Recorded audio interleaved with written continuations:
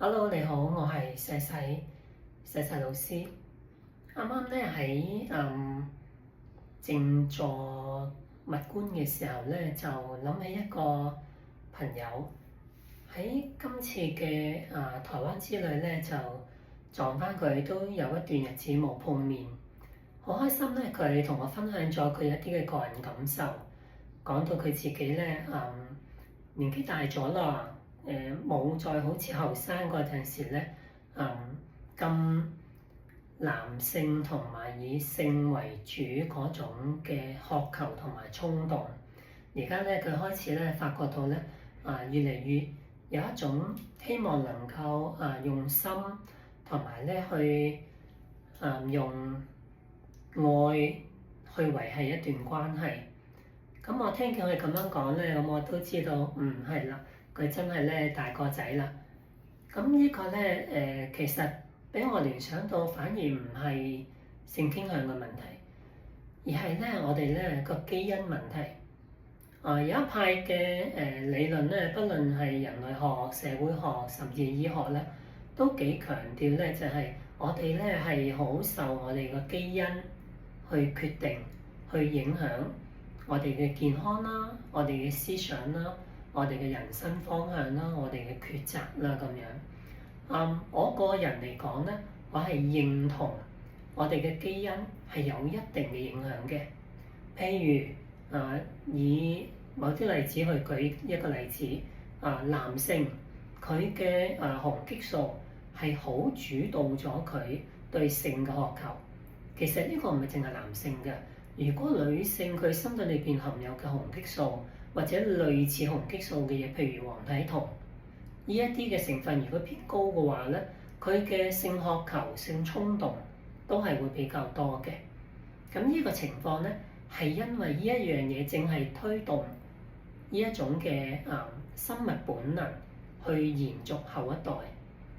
你如果冇呢種性衝動，人類都唔係好興趣去透過性交去導致到可以有生育有下一代，人類咁就玩完㗎啦。所以咧，呢個咧係創造主俾人類其中一個嘅生殖功能裏邊嘅一部分。咁又或者類似就係，當你係一個比較身體偏於凍一啲嘅，你好自然咧，你會有一種傾向咧，係中意一啲熱啲嘅嘢，係中意一啲溫暖嘅嘢，甚至咧你係會中意一啲咧比較陽光嘅一種氣息嘅人喺你身邊。咁呢啲都係一個身體機能嘅一個源於你內在，可能係源於你嘅基因啦，可能源於係你嘅體質啦，而影響咗你點樣去做抉擇，點樣去生活。咁但係呢一啲係咪絕對100%影響緊你嘅咧？係咪你冇辦法抗拒同埋調整嘅咧？我唔係咁睇嘅。譬如我哋都知道有唔少人為咗抗衡佢嘅性慾，佢會出家啦，佢會去修心啦，佢會去做運動去舒緩咗呢一種嘅不足啦，以至到佢哋唔係完全俾基因或者體質嘅衝動去綁死咗佢自己。佢哋會努力咁樣去試圖揾另一條出路。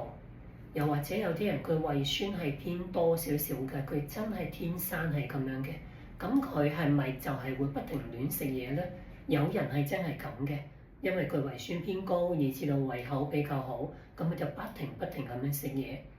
但係佢亂咁食嘢或者食過量，咁就會容易有腸胃問題，甚至腸胃道嘅癌症。咁如果你知道咗自己你嘅基因、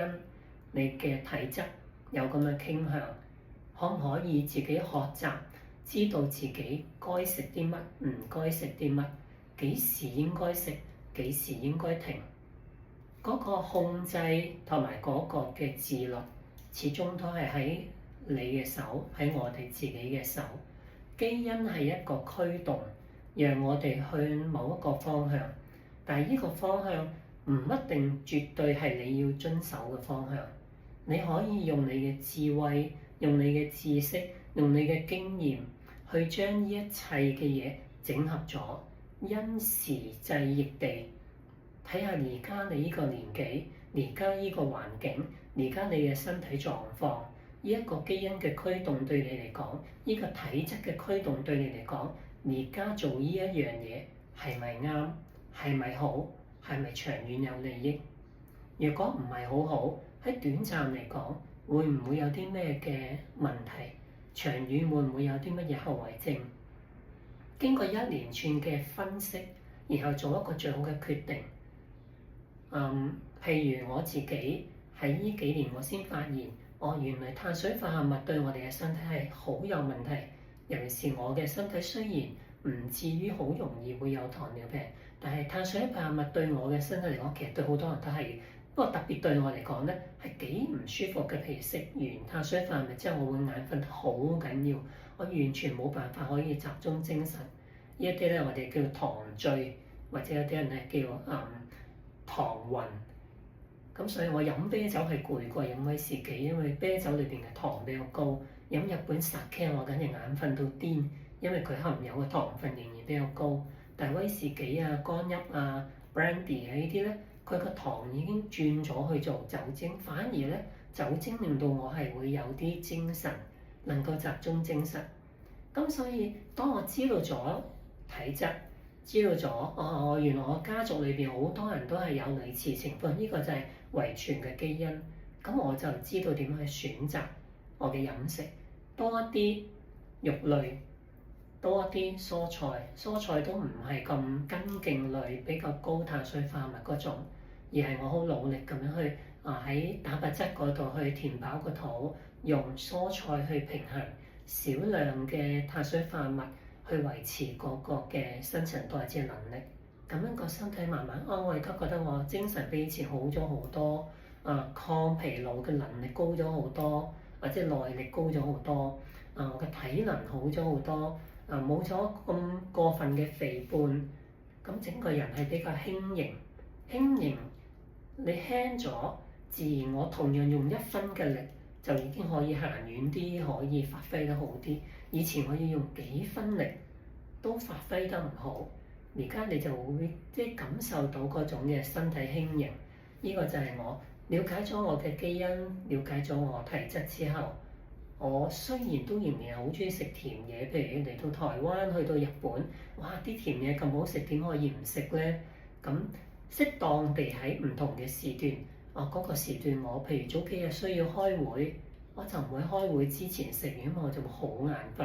咁但係開完會啦，放鬆啦，咁就可以同朋友飲杯啤酒，食啲甜嘢，放鬆下，亦都滿足下嗰個心靈。咁甜嘢係一個最基本，讓我哋盡快可以攞到能量，亦都係可以撫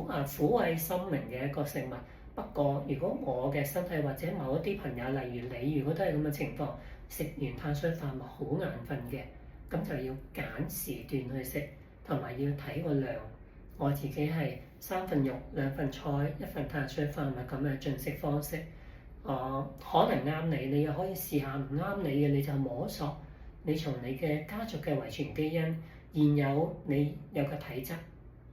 點樣去食嘢，點樣去健康啲，甚至去睇清楚我個遺傳同埋我嘅體質影響緊我對事業、對伴侶、對環境嘅選擇。我係咪必須要跟呢一個遺傳去走呢條路？我可唔可以經過分析、經過了解、經過知識，